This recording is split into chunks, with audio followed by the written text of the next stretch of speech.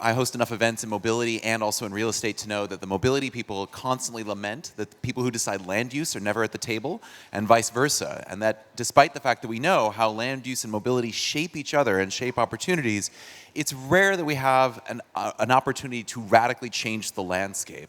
And that's why I'm delighted to invite up for our next session is Senator Scott Wiener, California State Senator, whose district covers much of San Francisco, who has in the past 2 years proposed incredible legislation, SB 50 being the most current form, which will come up for a vote again in January, that would basically radically upzone large swaths of the state of California to address its housing crisis.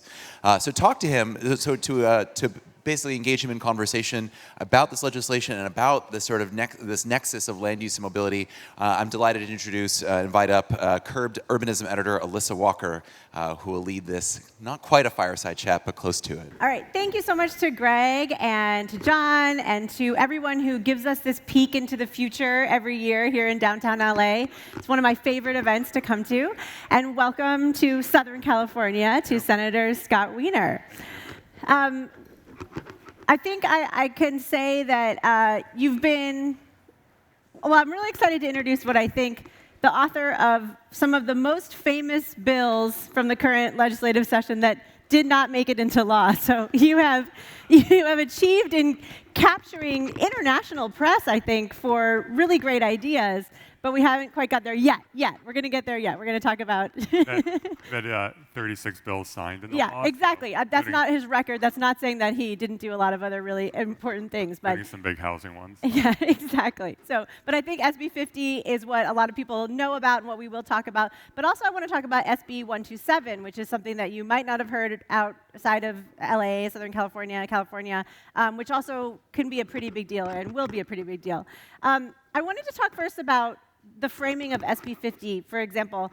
I don't think a lot of people knew the intention behind it was climate change, like to address climate change in a way. We have to put people closer to transit to make sure we can reduce emissions. And in a way, that's really the only way we're going to solve this problem. Can you talk a little bit about what California is trying to do and how much we are going to fail if we don't achieve these goals?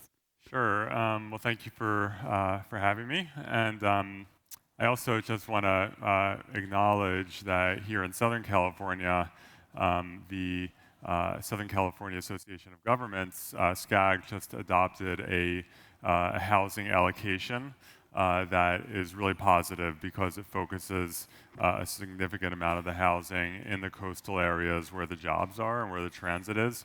And so that was a big win. And I think we passed a law last year, SB 828, that forces a better approach to these housing goals. So it's one step at a time. But SB 50, it really has two purposes. I mean, first and foremost, it's about housing affordability and about California's really just awful approach to housing, where we've designed a system that is designed to fail. That's designed to produce very little new housing, and so we've accumulated a multi-million home deficit, and our housing production has collapsed, and it's causing the problems we see close to where we are today in terms of homelessness and young families being pushed out and people living in their cars. So first and foremost, it's about affordability, but it's also about climate and about sustainable land use patterns, because what happens when you do what California has done, which is to say that in 75% of the land mass that's residentially zoned, the only kind of housing you can build is single-family home. Even if you're right on top of a BART station or an LA Metro station, or you're right in the middle of a massive job center, we're only going to let you build single-family. Everything else is banned, even a small apartment building. Well, you run into a math issue that you run out of land. It's a very inefficient use of land. And not only does it explode housing costs, the cost of a single-family home, say in West LA or in San Francisco, is off the charts, but if you are going to try to build housing, it means you're building further and further and further away, and you're pushing people into hour-and-a-half, 2-hour commutes each way, increasing carbon emissions, clogging up the freeways, and we are California right now, because of our land use patterns and because we're forcing people to drive so much, we are tanking our climate goals. We pat ourselves on the back a lot in California that we're decarbonizing our electric grid, and that is true. We are like ahead of schedule in terms of decarbonizing our electric grid, and that's wonderful and so important. But it ignores the actual largest source of carbon emissions, which is transportation, and that is going up. And so we're not going to meet our overall climate goals unless we start focusing more housing in the job centers, near transit, allow more density, and stop forcing people to drive everywhere. And I think that was kind of shown to us. It was thrown in our face, really, with the blackouts a few weeks ago, or a week ago. I think there was the most recent round, because it showed us that our grid is not really prepared to add a whole bunch of electric cars to it. And you introduced some great reform of PG&E. But I think it's also really important to, like, yes, we are pinning all of our hopes on this grid. We are hoping that the grid can solve our problems. But it also comes down to driving less. And I look at outside, the reason we have such weird weather today, the smell is a little bit not related to our air quality outside, but the reason that the weather is so weird is because we have an inversion that's trapping particulate pollution at low elevation. And what causes that? Cars. And our electric car is going to make that better? Not really. So we need to actually drive less. What's going on at the state to make sure that we can stop driving so much? Yeah, and that's a really important point, because, and there was a great article, I think in City Lab or maybe Huffington Post recently, appropriately criticizing our presidential candidates. Because when you look at the debate on climate that happens at the federal level, presidential candidates, the Green New Deal, these approaches and proposals tend to ignore land use. They just people don't often want to touch it, and they don't connect the dots. That it's not good enough to say the oil companies and the car manufacturers are to blame for our climate problems. We're going to hold the oil companies accountable. Now, I'm no friend of the oil companies, and I want to leave the oil in the ground and to stop using fossil fuels. I'm with you. But what that means is we're not looking in the mirror to say, okay, yes, the oil companies are producing a bad product, but the only reason that it's profitable for them to produce that product is because we're buying it, because we're addicted to driving and we're addicted to cars, and those are choices that we, as 40 million Californians and almost 400 million Americans, choices that we are making.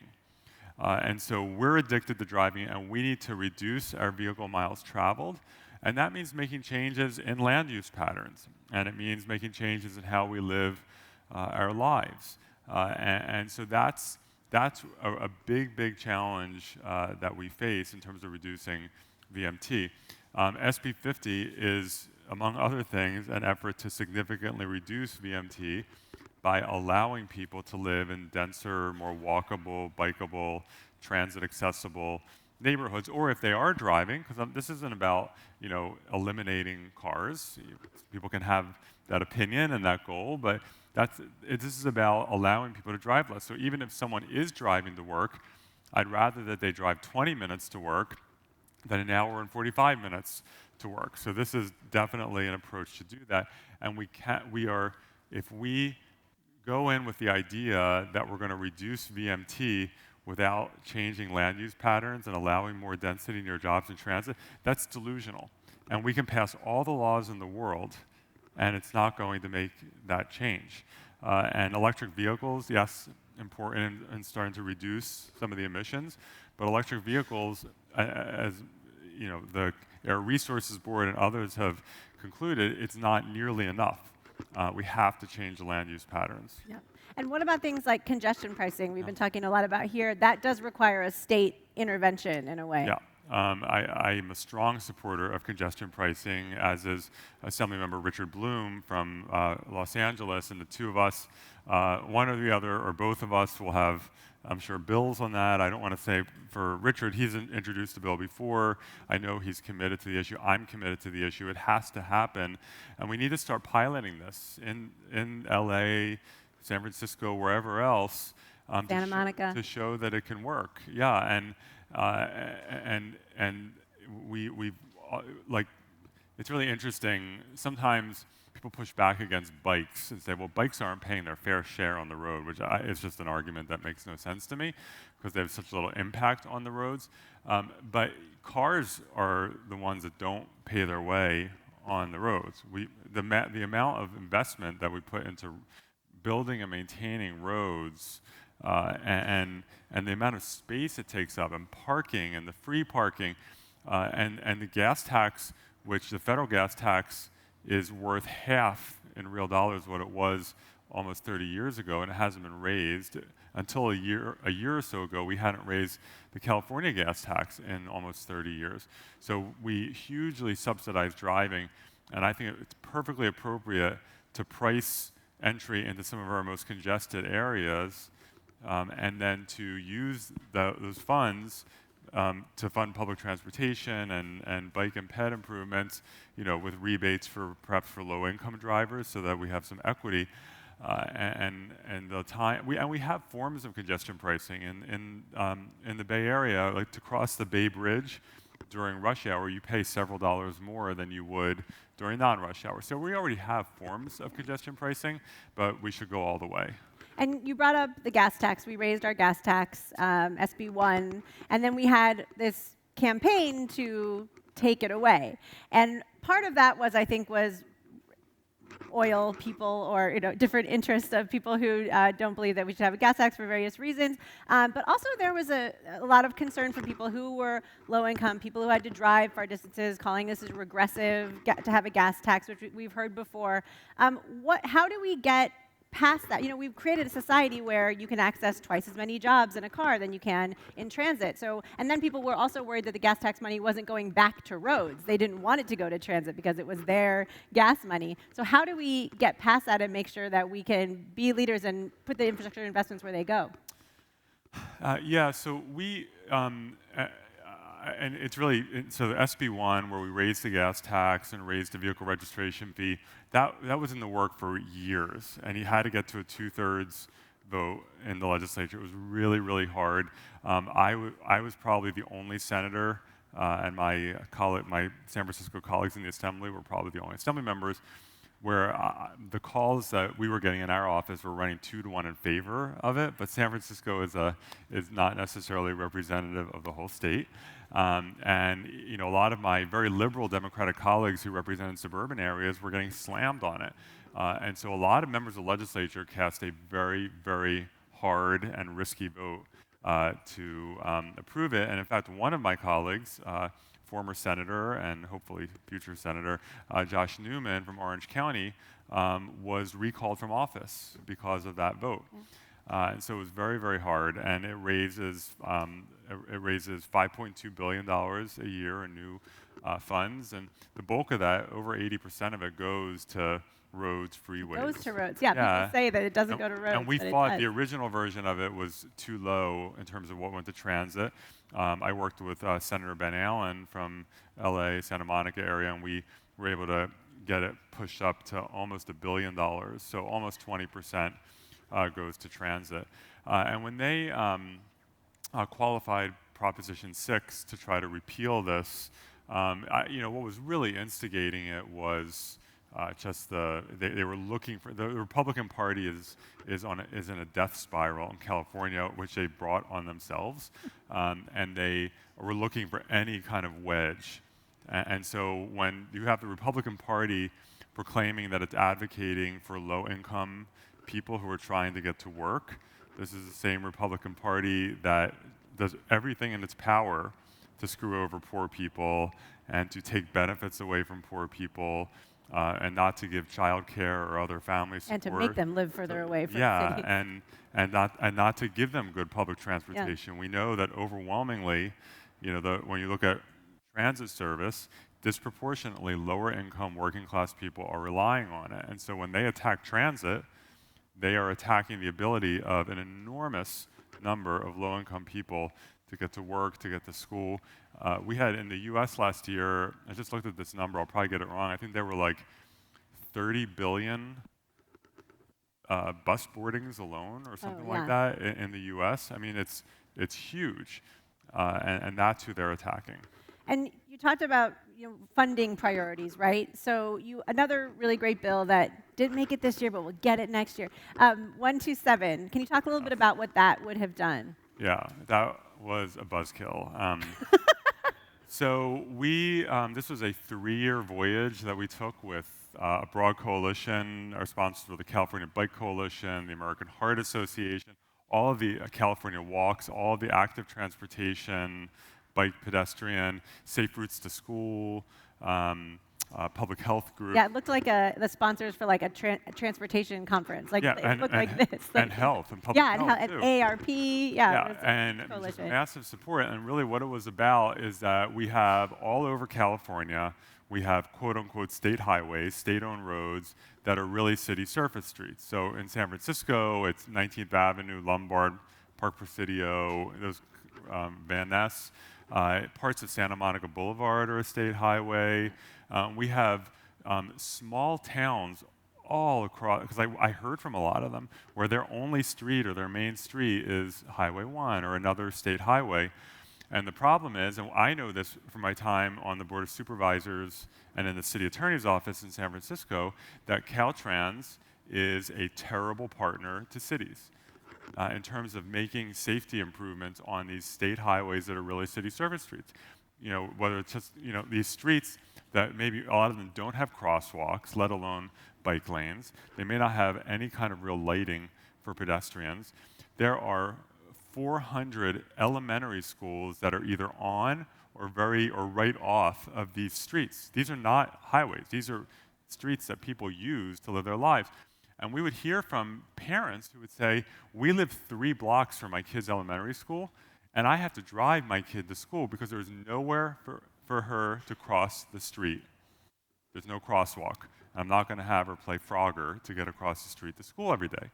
And so this is an ongoing known problem. And in San Francisco, our experience in a number of cases where we've wanted safety improvements at particular streets where Caltrans would not approve it and then someone dies, and then the next day they approve it.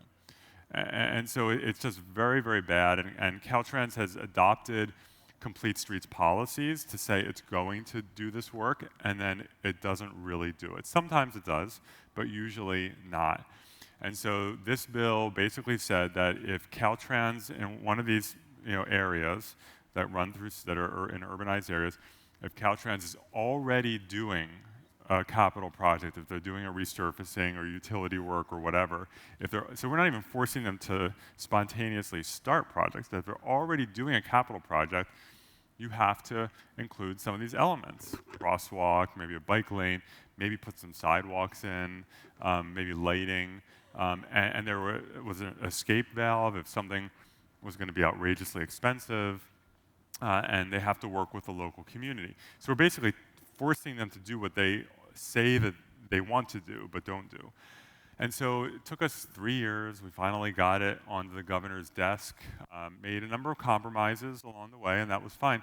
A couple months before the end of this legislative process, Caltrans, and it still just boggles my mind that they did this, they issued a cost estimate saying that this was going to cost $1.3 billion a year, this bill.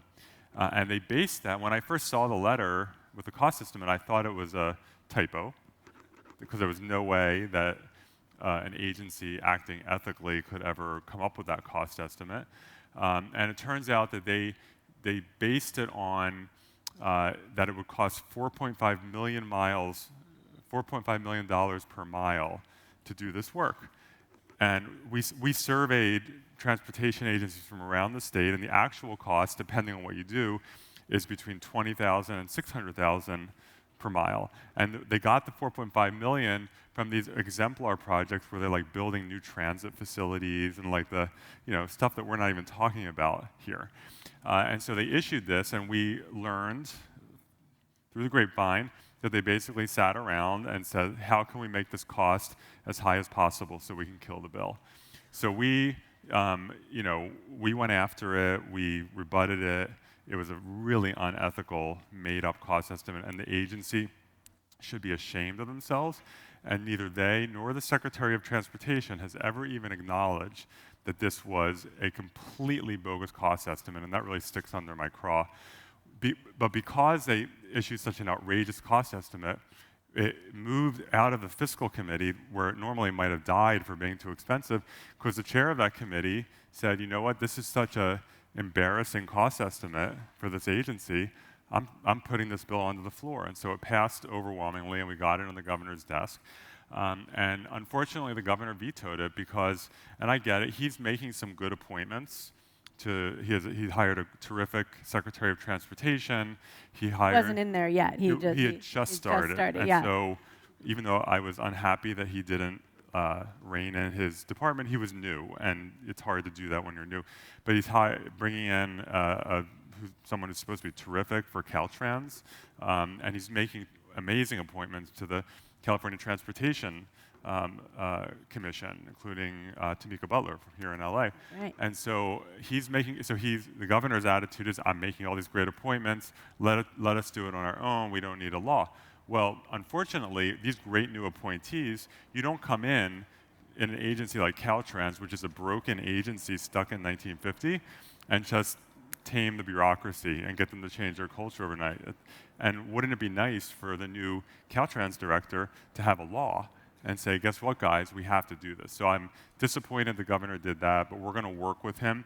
I know he's committed to making these changes. He just has a different approach, and we'll work with him. And meanwhile, how many billions of dollars are they spending on widening freeways this year? I know. It's, So going back really to the housing affordability, you mentioned SCAG, the great decision that was made, and we're going to be adding more housing in places where there are job-rich, amenity-rich, transit-rich areas.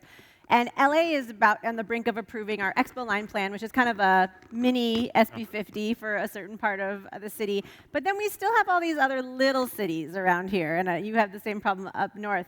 How do we get these places like, let's just say, Beverly Hills, who refuses to build? They are supposed to build, what, like 3,000 units now under the new plan. How do we get these people who have the resources and have the transit to build it? Build the housing.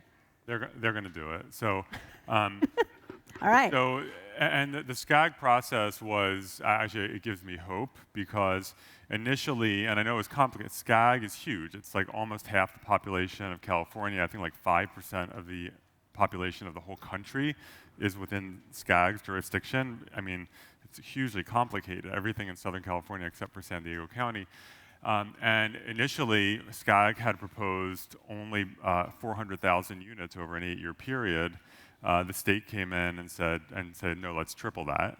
And SCAG, to their credit, did not fight that. And then when SCAG proposed pushing a lot of the housing into the Inland Empire and Coachella Valley, a lot of us had deep concern about that. And then SCAG turned it around. I want to give credit to the mayor of Los Angeles, to city council members, and to other mayors and city council members in the area, like from Culver City and other places, who really stepped up and said, no, we have to do our fair share, and it should be more in the job centers. And so that gives me hope. And Beverly Hills RENA allocation went from 3 units over an 8-year period to 3,000 units over an 8-year period. So that is progress. What we're also seeing is that because of, SB 50, I think, is really important and essential, but we have passed a number of laws in the last few years that are now kicking in, having real results. So we tightened up the housing element and RENA. So now when Beverly Hills has to allocate that 3,000 number internally, they can't pull some of the scams that cities throughout the state have pulled before. So we're going to put a bunch of it right here. And we know that a Target was just built there, but that's where we're putting 500 of our units. And in 40 years, it might be available. We crack down on that kind of stuff so that housing element has to actually mean something.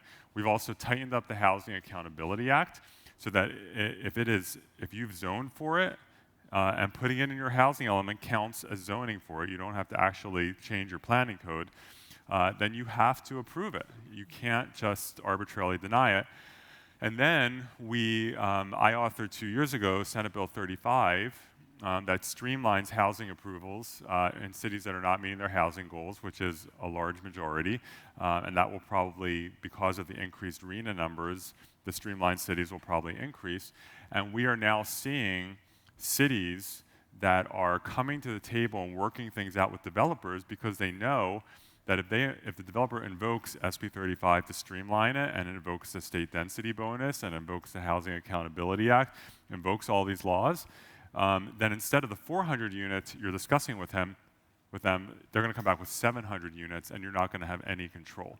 And so we saw in South San Francisco, which is I represent part of that in my district, a 700 or 800 unit project was just approved, and had they not approved it, the developer with SB 35 and the state density bonus could have built several hundred more.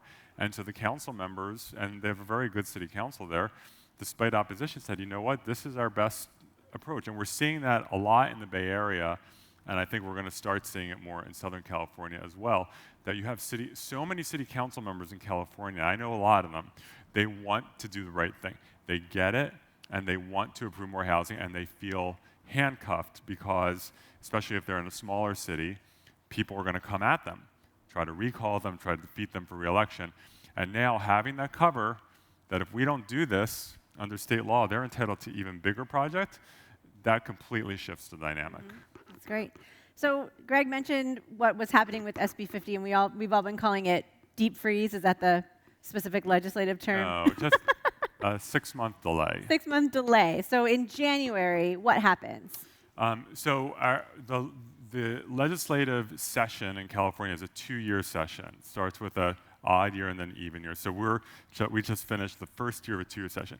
You can introduce a bill the day one of the first year of the 2-year session, and it's alive unless it's passed or voted down, alive for 2 years. And so I have and something becomes a 2-year bill if you introduce it in year one, and for whatever reason, and there are 100 reasons why it might not move forward. You need more time, you don't have the support you need, and you need more time to build more. Sometimes you're forced to delay it to the second year. And so I have 6 or 7 bills that I introduced this year that we will, I believe, get all or almost all of them passed next year, and SB 50 is one of them. And SB 50, it really, after the first version of it last year, SB 827, we couldn't even get it out of its first committee. This year, it got passed out of 2 policy committees with almost unanimous votes, 9-1 and 6-1 bipartisan votes. So we've been getting good support with a growing coalition. And then, of course, one member of the legislature who chairs the Senate Appropriations Committee decided he was going to make it into a 2-year bill, which, as a chair of a committee, he has the prerogative to do that. I didn't agree with it, but that's his prerogative.